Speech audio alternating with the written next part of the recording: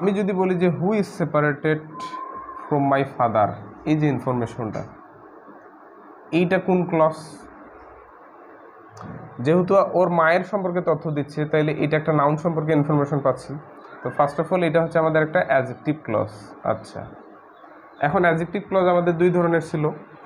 একটা হচ্ছে এটা রেস্ট্রিকটিভ বা এসেনশিয়াল অ্যাডজেক্টিভ ক্লজ হতে পারে, অথবা নন রেস্ট্রিকটিভ বা নন এসেনশিয়াল অ্যাডজেক্টিভ ক্লজ হতে পারে। এখন এই ক্লজটা আমার রেস্ট্রিকটিভ কিনা বা নন রেস্ট্রিকটিভ সেটা আমরা কেমনি বুঝবো? দেখতে হবে যে এই অংশটা কি বাক্যের কোনো ফান্ডামেন্টাল পার্ট কিনা, তার মানে ওইটাকে রাখলে বা না রাখলে বাক্যের কোনো ক্ষতি হবে কিনা সেই জিনিসটা জানতে হবে। ওই বলছে যে আমার মা who is separated from my father. আচ্ছা, এই অংশটাকে যদি আমরা বাদ দিয়ে দিই, মাই মাদার ওয়ান্ট মি, মানে ডাজেন্ট ওয়ান্ট মি, আমাকে চায় না, কথা কিন্তু শেষ।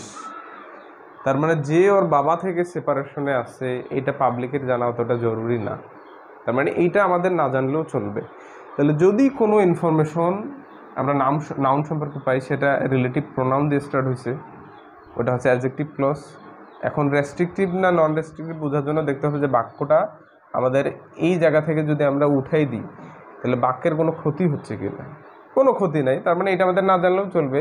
ওর মা সেপারেশনে আছে, সেটা পাবলিক বা আমজনতার না জানলেও চলবে। দ্যাটস ওয়াই এটা হচ্ছে একটা নন রেস্ট্রিকটিভ। আর মনে রাখতে হবে যেটা নন রেস্ট্রিকটিভ অ্যাডজেক্টিভ ক্লজ হয় সেটা দুই দিকে আমাকে এইভাবে কমা দিয়ে ক্লজ করে দিতে হবে। আর যেটা রেস্ট্রিকটিভ হবে, যেমন the book that is on the table was written by Ahmad Abdullah Shakib.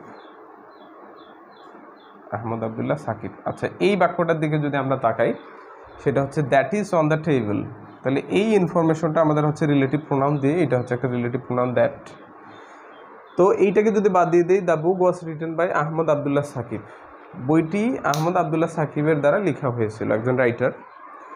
তো কোন বইটি লেখা হয়েছিল? এখানে আমাদের টেবিলের উপরে একটা বই আছে, অথবা চেয়ারের উপরে একটা বই আছে, বা একটু দূরে কোনো কিছু বই আছে। কোন বইটি লেখা হয়েছিল?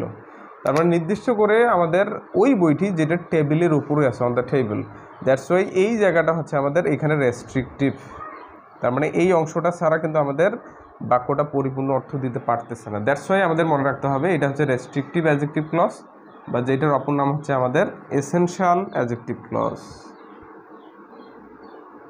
আর যদি কোনো অ্যাডজেক্টিভ ক্লজ আমাদের এসেনশিয়াল হয় বা অপরিহার্য হয়, ওই বাক্যে ওকে লাগবে বাক্যটা পরিপূর্ণ অর্থ দিতে, তখন এইটাকে কমা দিয়ে আর ক্লোজ করা যাবে না। কিন্তু যদি ইনফরমেশনটা আমাদের অ্যাডিশনাল হয়, যেটা আমাদের উঠাই দিলে কোনো প্রবলেম হবে না বা আমাদের জানা অতটা জরুরি না, তাহলে ওকে দুই দিকে দুটা কমা দিয়ে ক্লোজ করে দিতে হবে। এবং তোমরা দেখবে যে তোমাদের ফার্স্ট পেপারের প্যাসেজে, আমিরাগো প্যাসেজে কিন্তু এই লাইনটা আছে এবং ওইখানে দুই দিকে ক্লোজ করা আছে কমা দ্বারা। কী জন্য?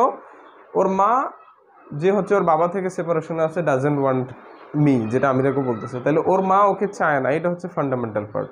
তাহলে ওর মা কে, সেটা ওর আলাদা হয়েছে কিনা এটা আমাদের জানার দরকার আছে?